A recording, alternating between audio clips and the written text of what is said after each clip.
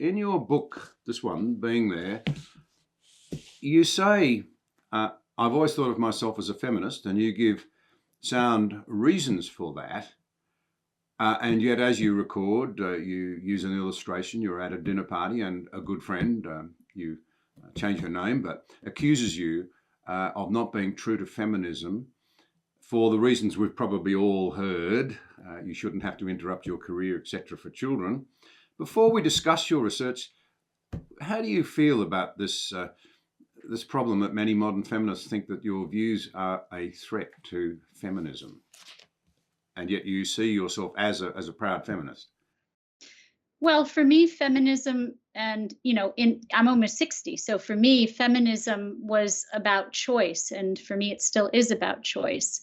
But how can you make the best choice if you don't have all of the information? So I believed when I wrote this book and the last book and the current book, that I was providing people with information to make the best, most informed choice.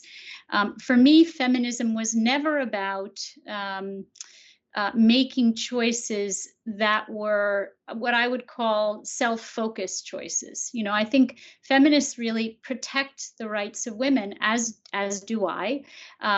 But I suppose you could say I give the voice to those who are voiceless, and that means children, and children don't have a voice. And so, as women, sure, we have choices, but we always have to consider that children didn't ask to be brought into this world, and we have a certain obligation to them.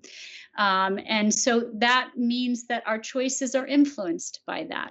I think that the book was also misunderstood when it came out 4 years ago to mean that women shouldn't work. And it was never, and if you read the book, people read the title and then they get scared and they get defensive. But actually, you've read the book, and the people who have read the book say, oh, well, she's not saying you can't work. She's saying you have to prioritize your children in those early years. And also in adolescence. I'll talk to you, as you said, about these two books and why they're both similar and different. But prioritizing our children over our work, and particularly in that first critical window of development of 0 to 3, is really important to lay down the foundation of healthy, secure attachment, and emotional resilience, right? Resilience to stress in the future. So, and that is my response to feminists, that it's not taking away your choices. We always have to think about when we're making choices, what we're sacrificing when we're making those choices. Yes, I understand that. It's a strange age we live in where often feelings are so much more important than facts. And this book is absolutely chock-a-block with facts. You do a lot of myth busting in the earlier part of the book, and there were things there. My wife and I, we have 4 adult children. We have now 4 grandchildren, so we're extremely interested in and very devoted to our kids. We've always seen them as more important than our work, and I say that quite freely. Even when I was the Deputy Prime Minister of this country, we were about to celebrate September the 11th, 2001. I was acting Prime Minister. Our Prime Minister was in your country at that time, but the great joy in our life has been our children, and it's wonderful to see them carrying it on. But the facts that you come up with here, they're just so interesting. And as one little example, you actually say on page 49, this increase in the incidence of mental illness, which we'll talk about in a minute, in children, is, I believe, connected to the increasing disinterest in and devaluing of mothering in our society. And yet in one of the myth-busting chapters that you have there, or sections, you describe what happens to what's going on in a baby that might look as though it's not responding, in a section about, well, I'll come back and involve myself with my child when it interacts with me more. And you outline some of the things that are happening really early on in the brain. And amazingly, I'd never heard this, you say that from around 48 hours, a baby can recognize a smile, discern it, and try and respond. It's not just gas, as we often say. It's not just gas. That's right. So, there is so much going on. I think that many mothers and fathers don't really have enough information. I don't think they're well educated about this. And so by giving them the information, as you said, most people don't know. They believe the myths. They believe that babies are blobs, and it doesn't matter if you leave them with strangers. And they haven't really heard about attachment security, or, and so by giving this information to parents, I hope to influence them, that from the moment that a baby is born, they are neurologically fragile, incredibly vulnerable, particularly in that first critical window of brain development.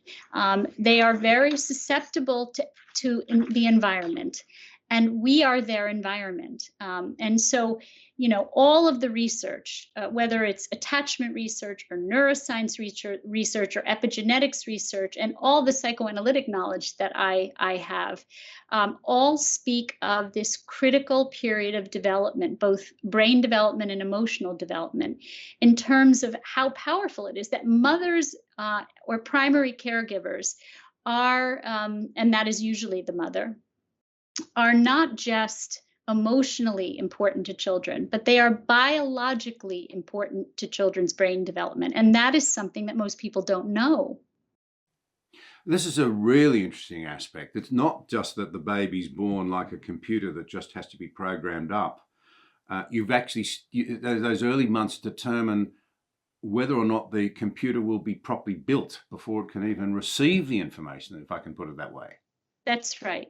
So attachment security lays down the foundation for whether children in the future can regulate their emotions. So what we're seeing is this epidemic of mental health disorders in children and adolescents. In America, the statistics now, the statistics are worse in the last 4 years. So they're worse since I wrote the first book. It's 1 in 5 children will suffer from a serious mental disorder in America. And the statistics on medication are crazy.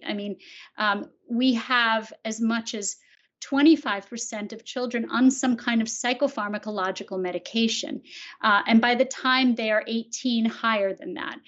We also have crazy statistics. In the last decade, the suicide rates in adolescents have tripled in America. So, we really have an issue worldwide. And I know the statistics in Australia are as frightening about anxiety and depression and suicide. And what we're seeing are disorders of emotional regulation when one cannot keep their emotions from going too high or too low. And what mothers do in the first 3 years is they serve as emotional regulators for babies from the outside, meaning babies cannot regulate their own emotions. When a baby cries and is in distress, when a mother soothes that baby from moment to moment, they are actually serving a biological function, which is they are regulating, down-regulating or up-regulating that baby's emotions to get them to what we call homeostasis.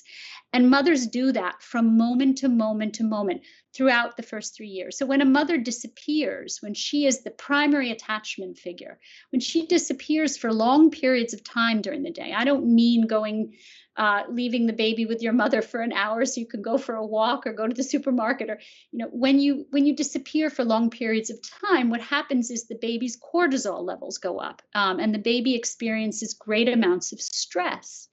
And that stress, we know, is very, very inhibitive in the brain for healthy processes. What we know is that mothers produce something called oxytocin. It is the love hormone. Euphemistically, it's the love hormone. It's a neurotransmitter that's produced when mothers give birth, when they breastfeed, when they nurture. And when mothers produce it and love their babies and do that emotional regulation I just described, they then produce it in the baby's brain. And then the baby produces lots of it and passes it back, sort of like a baseball. I guess in my American terms, it's like throwing a baseball back and forth. I guess you could use, saying a soccer ball, but they throw the oxytocin back and forth to one another, and it creates a buffer for stress. So we know that oxytocin and cortisol, which is the stress hormone, have an inverse relationship. The more oxytocin the baby has in their body, the more oxytocin the mother produces and then the baby produces, the lower the cortisol rates, the less stress in that baby, and the healthier that baby will be. So it serves a biological function, which is it decreases cortisol and increases wellness in that baby, and helps to develop the right brain, right? And what we know is that the right brain, the prefrontal cortex, the right brain, is so critical for regulation of stress, regulation of emotions, reading social cues, having relationships in the future. I mean, I could go on. And the research is very clear. I never say anything, John, unless it is backed up with research. I never say anything out of opinion. And I researched my first book for 13 years and read thousands of pieces of research before I wrote that first book.